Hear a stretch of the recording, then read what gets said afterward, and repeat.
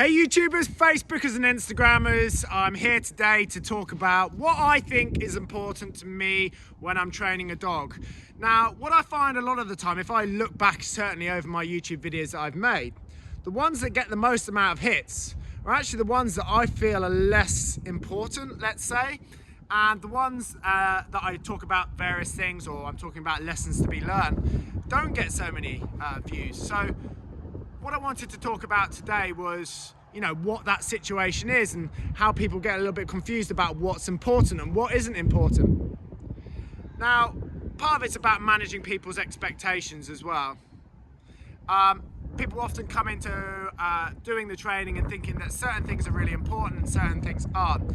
So for example, I would say 9 times out of 10, if I put a video up about lead work or how to teach a dog to sit, that'll get a huge amount of views.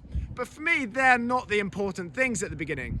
Often people turn up for lessons with me and one of the gripes that they have is the dog's pulling like a tank and the eye contact's poor and they're sniffing everywhere. And depending on the age will dictate what we have to do and the background, the mistakes they perhaps already made. But for me, most of the time, when the dog is on the lead, regardless of whether it's pulling and being a bit of a lunatic and an irritation, it's not actually ever going to get into trouble when it's on the lead.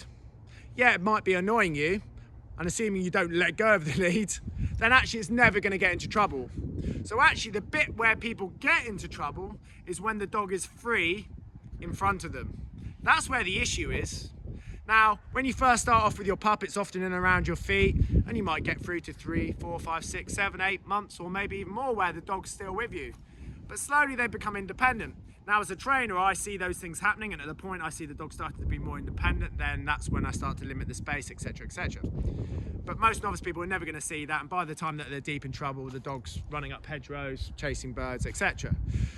So for me, at the early stages, I want to look at managing that freedom and how I control that freedom. And that's really, really important to me.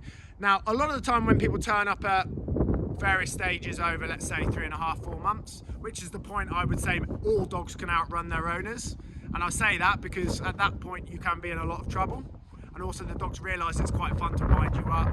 You get this game here, where you're trying to get a hold of them and they think it's great. You're in a hurry to get to work or whatever it is and they're messing you about.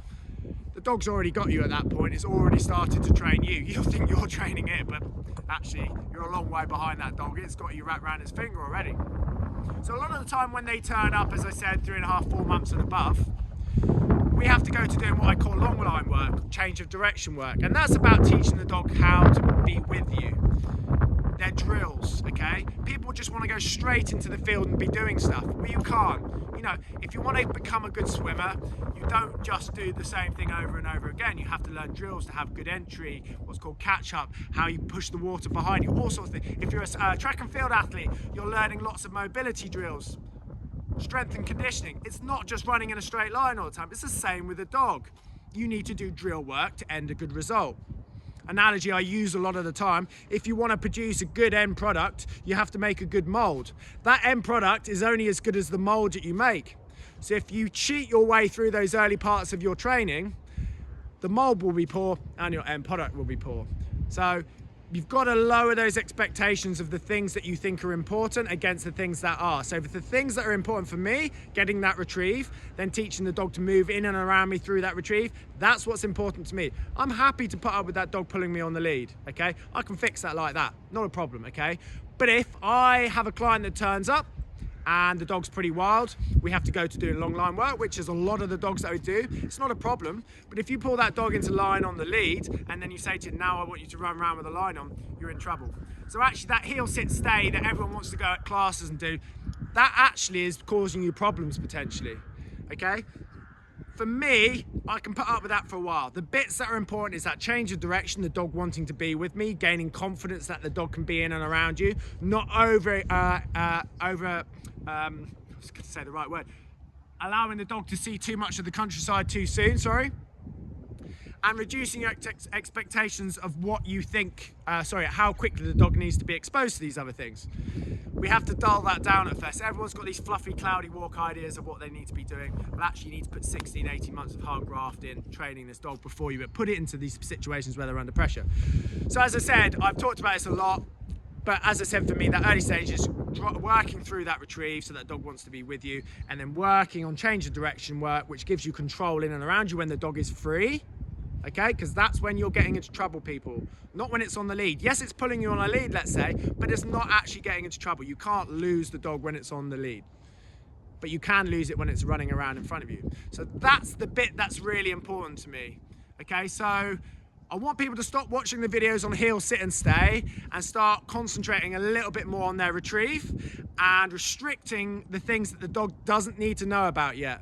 With my online training that I talk about a lot, I try and manage people's expectations there, and a lot of that is about doing a very small amount of the exact thing and trying to manage people for the rest of the 23 hours a day where they're not doing too much. And that's the bit that gets people into trouble long term. It's quite hard for me to do that because people don't understand the route and the problems that come off that and why we're heading in those directions. I have to just try and get people to trust me. But a lot of people will give up because they can't see that route, and I understand that. But slipping a collar on a dog, as I've said, on a working breed of dog will not suddenly make it behave itself like a Dalmatian. Anyway, I hope I haven't gone on too much of a tangent here.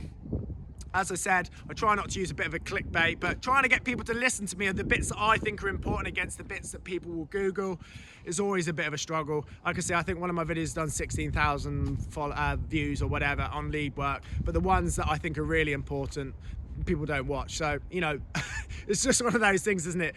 So anyway, if you're interested in online training and you've got a young puppy and you want some guidance, make sure you're not doing anything wrong, you can just click in the link below on YouTube and it'll take you through to my Facebook page. You can contact me on there and I can help you. Anyway, hope you enjoy your Christmas, guys, and I'll catch you soon.